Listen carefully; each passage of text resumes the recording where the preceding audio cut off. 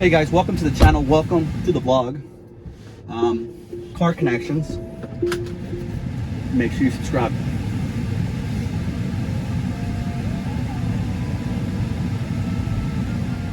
All right. I waited to give this review, guys, just because I want to give myself an opportunity to have the car for at least a good, I don't know, I've had it for a good maybe 10-14 days.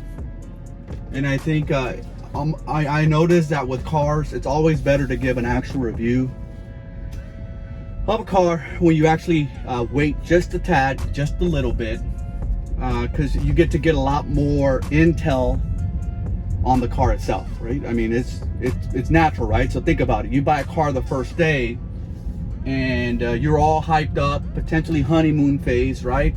And you can get a little blinded, if you want to call it, of what you actually feel, because again, you're going through that honeymoon phase. And sometimes taking a little pause, or I call it taking the back seat on your review, gives you time to digest the car a little bit more, and gives you an idea of, okay, I've got an idea of how the car feels, rides, handles, performance, all that stuff. Is that making sense? So as you guys know, I own a Dodge Charger, a Widebody Scat Pack, and the wife owns Dodge Durango Hellcat. So the first thing you're going to notice with this car, and again, this is coming from a Dodge owner. I mean, I've owned so many Dodges. The first thing you will notice with this car, and what's cool about this car, you can really compare it to a Scat Pack Charger Widebody or non-Widebody, because they're both literally around the same price. My Scat Pack Charger came out to, I want to say $58.5, something like that. Don't quote me on it. And this one actually came out to about $57.5 before taxes and fees. So again, you're talking about $1,000 difference in cars between a Scat Pack and a Tesla Model 3 Performance. So let's just start with that premise. They're both sedans, they're both four doors. And they all have their own unique advantages, but I'm going to share with you guys, now that I've had this car again for almost 2 weeks, give or take. First things first is the car is extremely quiet. One thing that Tesla did for the 2020, I think 2021 model, which this is it, they put double pane on the glass here, and I believe the Scat Pack actually has it as well. So again, that's another comparison. But the car is extremely quiet, guys. It's an electric car, right? So I mean that's kind of expected, right? It's not loud, right? Again, it doesn't have a natural combustion engine, right? So you know you're gonna notice that the car is extremely quiet. So when you're doing apples comparison on that, it's hard to compare, because again, the Charger is not designed to be quiet, right? I mean, you want to hear all the noise. And let me just say this off the bat, because I hear a lot of people that say this around electric cars, not even Tesla. And there is some reality to it. To be fair to those guys, is one of the biggest comments that people will say about these cars is that, yeah, they're great, but the cars, Edgar, it doesn't have any soul, right? And I get that. I get what they mean by the soul. That means a full, there's something about getting in a car that sounds and the engine turns on and you can smell some of the gas and some of the oil. There's this whole aura around it, right? It's awesome. For us that are gearheads, you're gonna get that. For those that are not, you're not gonna understand anything I'm saying right now, right? So you're not gonna understand anything I'm saying, right?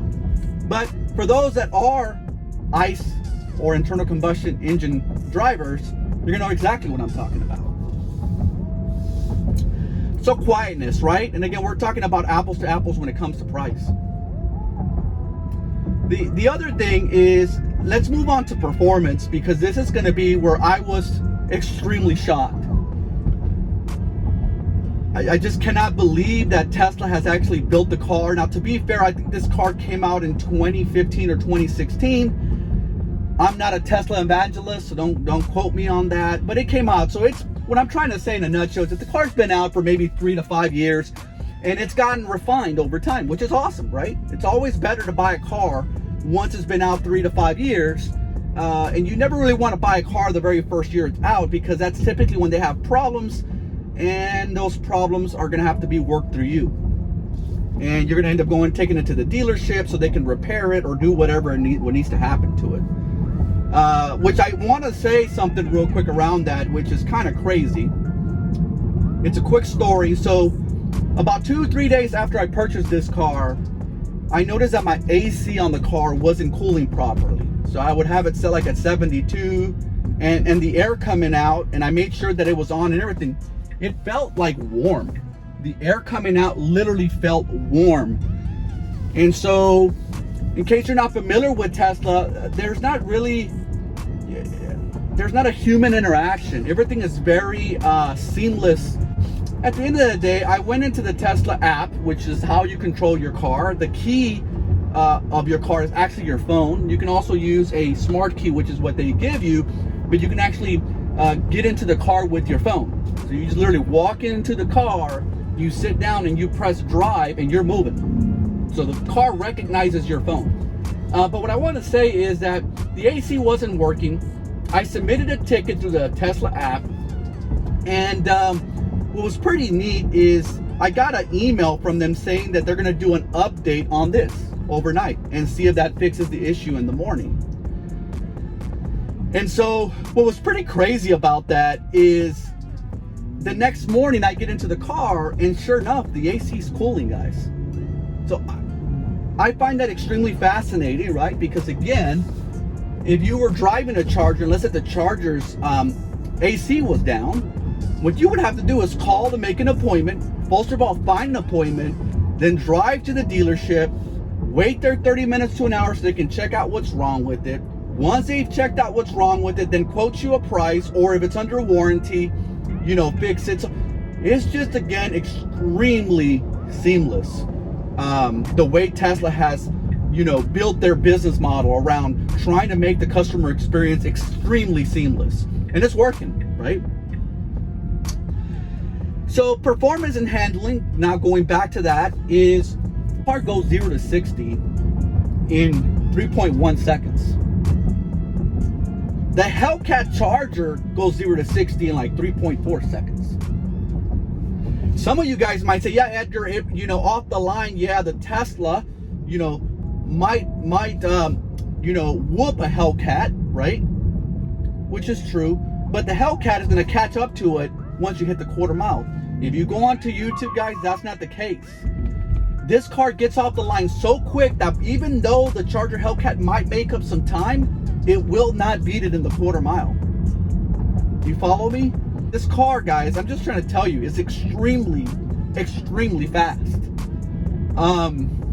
It's pretty weird because if you're not familiar with electric cars, the torque on these cars, which I think this one comes with 450 pounds of torque, which again is very similar to the Charger from a torque perspective. The difference between this and the Charger, though, is that the torque on the Charger needs to build up through its transmission, right? It needs to build up and go through the gears. Well, where this has the advantage, because it's dual motor and it's a performance edition, it gets off the line and it has instant torque. So in other words, you get all 450 pounds of torque instantly in a snap of a fingers, literally. It needs no build out. And that's the reason why these cars tend to really do very, very well on the track. And I'm sure you guys have seen them. So fast. But the other thing, again, has shocked me, and I've owned a lot of cars, guys. I owned Alfa Romeo Giulia Quattrofoglio, one of the best handling cars probably made to this day. I've never driven a car that has better handling than that. The second one was the Camaro ZL1 1 Elite with the Super Track on it, and that one has amazing handling. I mean, amazing. It really is, guys. This one is now ranked number 2 to the Alfa Romeo. I still think the Alfa, it beats this one in handling by just a tad, but not by much. So about all the cars I've ever purchased, guys, when it comes from a handling perspective, this car just, I mean, it's an amazing, I mean, it goes where you need it to go. I mean, it's amazing, right? So I wanted to give an update on that real quick. I'll give more impressions in the car. I don't want the vlog to go extremely long. I'll go into more later around how's the fit and finish, how's the overall quality, you know, so on and so forth. You know, we did take it to Dallas, and from Houston, Dallas, about 300 miles. We had no issues. We stopped at a supercharger, took 20 minutes to fully load it. You know, we went to the state fair, came back, and then stopped for like another 5 or 7 minutes at another supercharger, and then got back home easily, right? So that's another thing. A lot of people, you know, get caught up and get range anxiety, and I get that. I had the same type of, you know, belief, but the reality is Tesla has a lot of infrastructure, guys, in the business, and so it doesn't bother me a bit, guys. I mean, it really doesn't. So that's it, guys. I wanted to post this real quick, and let me know what you guys think. Comment down below. Again, I still love my oldies and goodies, right? They're still the oldies and goodies, and I have nothing but good things to say because, you know, that's what I grew up with those type of cars, right?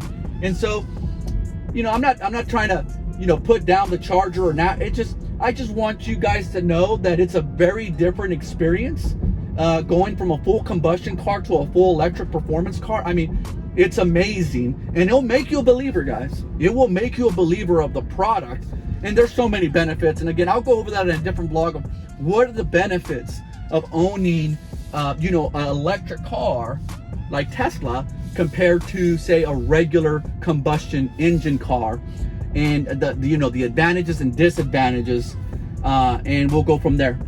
Appreciate you guys' support, guys. I hope you guys enjoyed that. As always, make sure you subscribe and hit the thumbs up. Peace.